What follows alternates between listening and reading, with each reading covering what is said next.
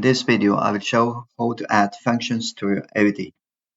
First of all, open the mAudi app.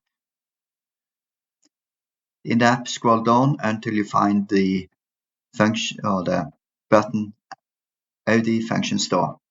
Click on the button. On the next page, you need to scroll down until you find the View Shop. Press that button.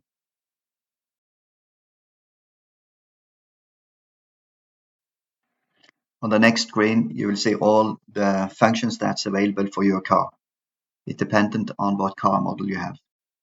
Then select the function you want to add, and on the next page you can select different periods.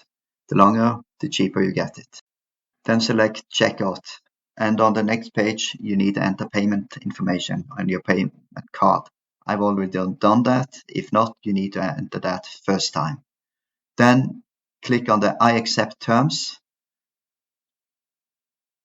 and then order with obligations to pay.